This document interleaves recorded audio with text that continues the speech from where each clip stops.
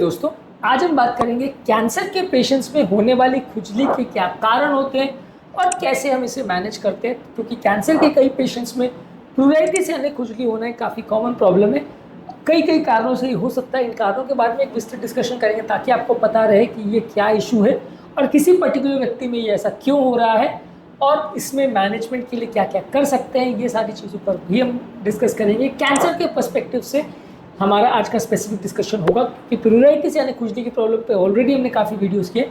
आज हमारा discussion cancer पर फोकस्ड होगा। टॉपिक पर जाने से पहले जो लोग हमारे चैनल पर नए हैं उन्हें रिक्वेस्ट करूँगा कि चैनल को सब्सक्राइब करें, वीडियोस को लाइक करें, शेयर करें, फॉलो करें, कमेंट करें, पूरा देखें। टॉपिक इंपॉर्टेंट है इसलिए अंत तक देखिएगा। चलिए शुरू करते हैं इंपॉर्टेंट वीडियो।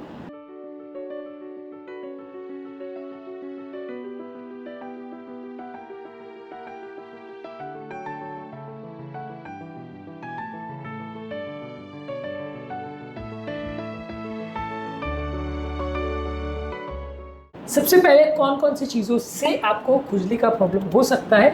यदि कैंसर के पेशेंट में कुछ स्पेसिफिक कीमोथेरेपी दी जा रही है जो कि स्किन को ड्राई कर सकती है, खुजली कर सकती है, इरिटेशन कर सकती है, एलर्जिक रिएक्शन कर सकती है, तो इससे खुजली हो सकती है। कैंसर के पेशेंट में कई बार पेन को कम करने के लिए ओपियोइड मेडिसिन दी जाती है, इसका भी एक कॉमन साइड इफेक्ट है खुजली होना। कैंसर के पेशेंट में एक ट्यूमर लाइसिस सिंड्रोम होता है जिसके बारे में ऑलरेडी हम डिटेल वीडियो किया। इसमें कैंसर के सेल सडनली लाइस या डेड होने की वजह से बॉडी में बहुत ज़्यादा यूरिक एसिड बनता है जिससे कुछ मेटाबॉलिक चेंजेस होते हैं और बॉडी में खुजली का प्रॉब्लम हो सकता है। इसके अलावा कुछ ब्लड रिलेटेड जो कैंसर है जैसे ल्यूकेमिया और लिम्फोमा, इस तरह के पेशेंट्स में कुछ अबनॉर्मल सेल्स बनते हैं जिसकी वजह से कैंसर के पेशेंट में खुजली ज़्यादा हो सकती है। तो इस तरह के ब्लड कैंसर के पेशेंट में खुजली ज़्यादा हो सकती है।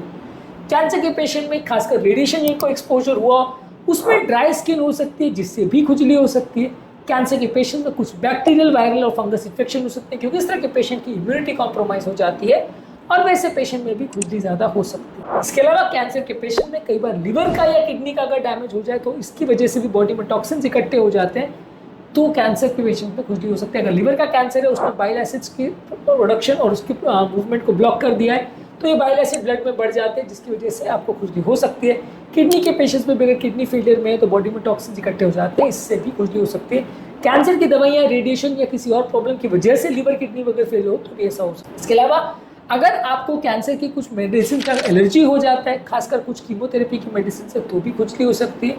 कुछ मेटाबॉलिक प्रॉब्लम्स है जिसकी वजह से बॉडी में टॉक्सिन्स इकट्ठे हो जाते हैं रीनल डिस्फंक्शन की वजह से, तो वैसे पेशेंट्स में भी खुजली का प्रॉब्लम हो सकता है। तो ये प्रॉब्लम काफ़ी कॉमन है।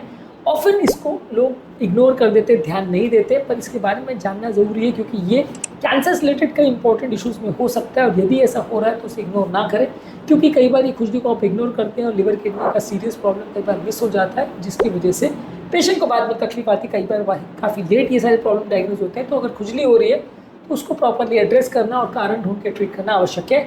कैसे ट्रीट करेंगे अब इस पर बात करते हैं। एक तो ये कि अगर मान लीजिए आपको कोई खुजली हो रही है किसी दवा की वजह से हो रही है या कैंसर के बढ़ने की वजह से हो रही है या किसी और फैक्टर की वजह से हो रही है तो एक बार आपके डॉक्टर से मिलना ज़रूरी है। कैंसर के स्पेशलिस्ट से डिस्कस करना आवश्यक है क्योंकि अलग अलग कारणों का अलग अलग ट्रीटमेंट हो सकता है। अगर आपको कोई स्पेसिफिक दवा की वजह से हो रही है तो दवा को कम कर सकते हैं। यदि कैंसर के बढ़ने की वजह से हो सकती है तो अग्रेसिव ट्रीटमेंट कर सकते हैं। ट्यूमर लाइसिस सिंड्रोम हो रहा है तो अग्रेसिव ट्रीटमेंट करना पड़ेगा।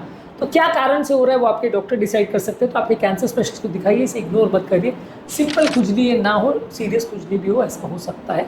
इसके अलावा आप कुछ स्किन ट्रीटमेंट जैसे एंटी इच ऑइंटमेंट जैसे कॉर्टिकोस्टेरॉइड्स या एंटी हिस्टामिनिक्स लगा सकते हैं जो कि स्किन को सूट करते हैं और आपको कंफर्टेबल करते हैं, या इस तरह की टैबलेट्स जैसे ओरल एंटी हिस्टामिनिक मेडिसिन और स्टेरॉइड दवा आप खा सकते हैं। ये खाने से भी आपको थोड़ा सा बॉडी में एलर्जिक रिएक्शंस कम होंगे, खुजली का प्रॉब्लम कम होगा। स्किन में आप कुछ मॉइस्चराइजिंग लोशंस और क्रीम्स लगा सकते हैं जो स्किन को ड्राई होने से बचाएगा, इससे भी आपको फायदा मिलेगा।